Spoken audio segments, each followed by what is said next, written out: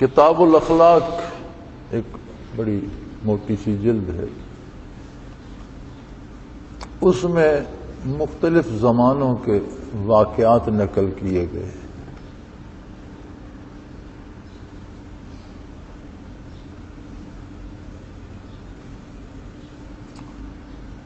نبی کریم صلی اللہ علیہ وسلم کا ارشاد ہے کہ ہر صدی کے آخر پہ ایک مجدد ہوتا ہے،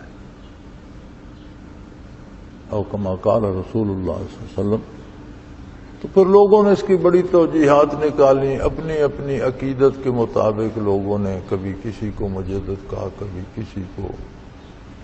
اجماعی طور پر بر صغیر کے مسلمانوں نے جنہیں مجدد مانا وہ حضرت مجدد الافسانی ہیں،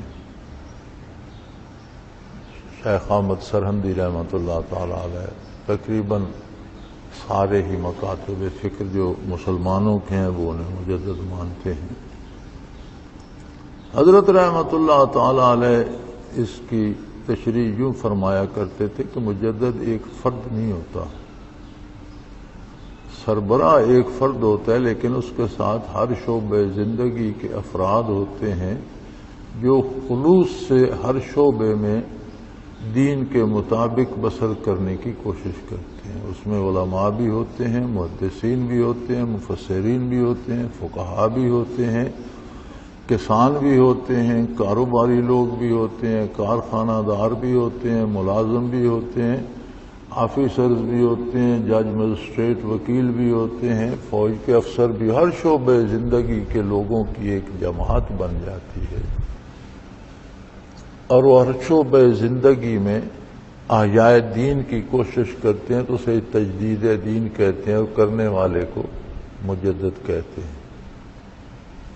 تو اپنی اپنی عقیدت تو شیخ سے بے پناہ ہوتی ہے ہر ایک کو، لیکن حالات 14ویں صدی کے خاتمے اور 15ویں صدی کے شروع میں ان دو صدیوں کے حالات کا اگر موازنہ کیا جائے تو یقیناً حضرت رحمۃ اللہ تعالی علیہ اس صدی کے مجدد تھے۔ ہر شعبے زندگی کے لوگوں نے ہر شعبے زندگی میں احیاء دین کا فریضہ سر انجام دیا۔ تو یہ صدی کے آخر پہ ہی مجدد کیوں ہوتا ہے؟ کیونکہ جب صدی بدلتی ہے تو مزاج بدلتے ہیں، فضائیں بدلتی ہیں، سوچیں بدلتی ہیں، دلوں میں تبدیلی آتی ہے۔ اس کا ایک واقعہ کتاب الاخلاق میں یہ لکھا گیا کہ ایک شخص کہتا ہے کہ میں اپنے کسی کام سے دہلی پہنچا، تو اس وقت آج کل کی طرح ہوٹل نہیں ہوتے تھے، مہمانوں کے ٹھہرنے کے لیے سرائے ہوتی تھیں۔ لوگوں نے ہوٹلوں کی طرح سرائے بنا رکھی ہوتی تھیں، اور وہ کمرہ دے دیتے تھے، چارپائی بستر دے دیتے، کرایہ لے لیتے تھے۔ کھانے کے لیے بٹھیاروں نے تنور لگائے ہوئے ہوتے تھے ان میں سراہوں میں، اور وہ ہانڈی بھی پکاتے تھے، تنور میں روٹیاں بھی لگاتے تھے، تو جسے کھانا ہوتا تھا ان سے روٹی سالن لے کے کھا لیتا۔ اور ایک زمانہ تھا مرد بھی سونے کے زیور پہنتے تھے، اور کوئی زیور تو مردوں کا میں نے نہیں دیکھا، یہ بٹن شٹن بنا لیتے ہیں، آج بھی لوگ بنا لیتے ہیں سونے کے، لیکن اس زمانے میں بالیاں پہنتے تھے مرد، اور وہ بالیاں تقریباً بہت بڑی ہوتی، کندھوں سے لگتی رہتی تھیں۔ عورتوں کی چھوٹی ہوتی ہیں، مردوں کی اتنی اتنی ہوتی تھیں۔ تو میرے ایک ماموں ہوتے تھے، جنگ عظیم میں مارے گئے، میں چھوٹا سا تھا تو انہیں میں نے پہنے ہوئے دیکھا، وہ پہنا کرتے تھے جب فوج سے چھٹی آتے تو گھر انہوں نے رکھی ہوتی تھی، دونوں کانوں میں بڑی بڑی بالیاں کندھوں سے لگ رہی ہوتی تھی۔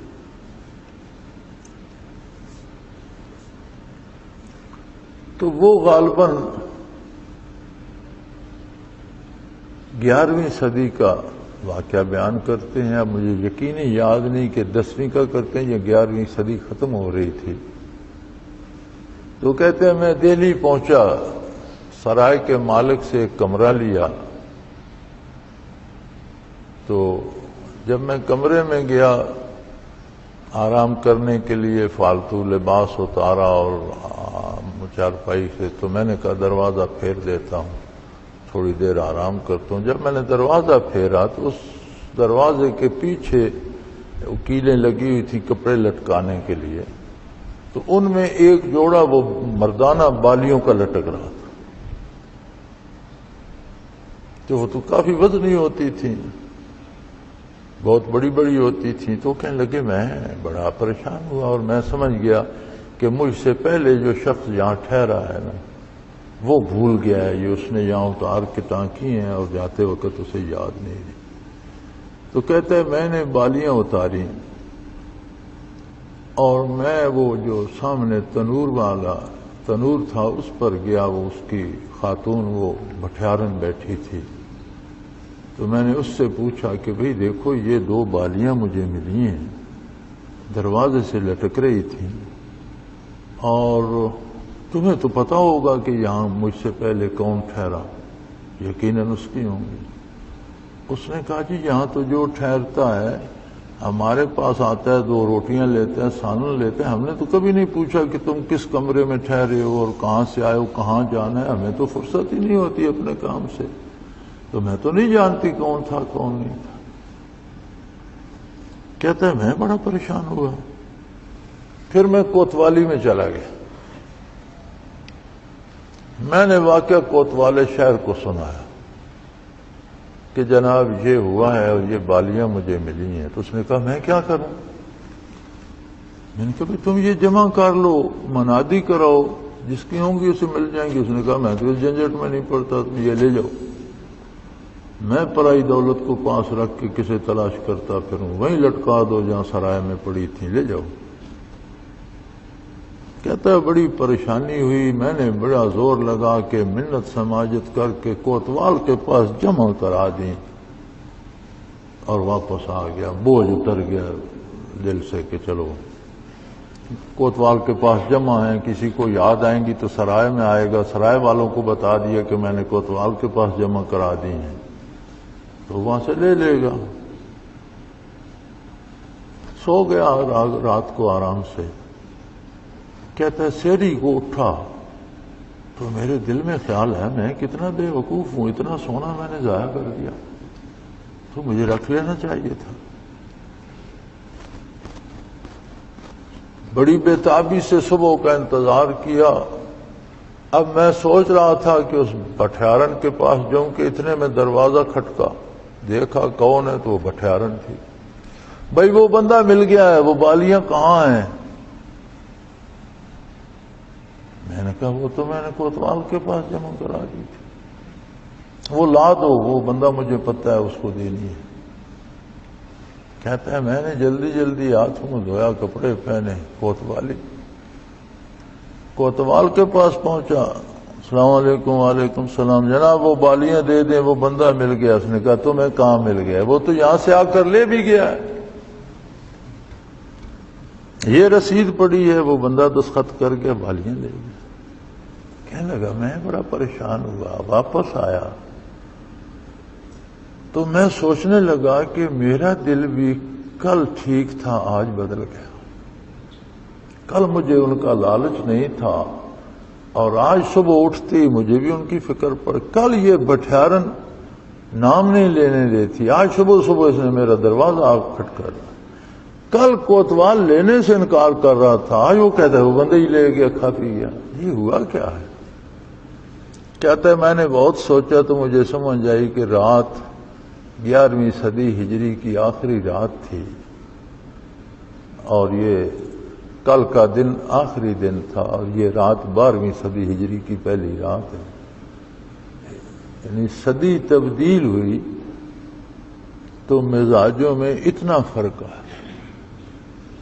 تو یہ 11ویں اور 12ویں کی بات ہے، ہم نے 14ویں ختم کی ہے اور اب ہم 15ویں میں سانس لے رہے ہیں۔ تو اسی سے اندازہ کیجئے کہ مزاجوں میں کتنی تبدیلی اور کتنی گراوٹ آئی ہوگی۔ اسی لیے تو آج آپ دیکھتے ہیں کہ ہر بندہ حقوق حقوق حقوق کہہ کر لڑ رہا ہے، فرائض کسی کے نہیں۔ ہمارے حقوق کے نام پہ ڈاکٹروں نے ہڑتال کر دی اور مریض بے کسی سے ہسپتالوں میں ایڑیاں رگڑ کر مر گئے، کیا یہ ان کے فرائض نہیں تھے؟ حقوق تھے تو فرائض بھی تو تھے۔ مریضوں کا اس میں کیا قصور تھا؟ بجلی بند ہو جاتی ہے، لوگ سڑک پہ نکل آتے ہیں، ایک غریب آدمی کی بس جلا دیتے ہیں، ایک غریب آدمی کی چھابڑی لوٹ لیتے ہیں، ایک دکاندار کی دکان جلا دیتے ہیں۔ بھئی یہ لوگ جو ہیں یہ بھی تو تمہارے ساتھ اس کا عذاب سہ رہے ہیں، انہوں نے تو بجلی نہیں روکی۔ یعنی ہر بندہ اپنا حق جانتا ہے، دوسرے کے حق کو تلف کرنا بھی اپنا حق سمجھتا ہے، اور کسی کو کوئی اس پہ شرم نہیں ہے۔ 15 دن سے اسپتالوں میں ڈاکٹروں نے مریضوں کو دیکھنا چھوڑ دیا اور مریض مر رہے ہیں ایڑیاں رگڑ رگڑ کر، اور ڈاکٹر سڑکوں پہ تالیاں بجاتے پھر رہے ہیں، نعرے لگاتے پھر رہے ہیں۔ یار کیا یہ کون سا اسلام ہے؟ ہم کیسے مسلمان ہیں؟ یہ کون سا ملک ہے؟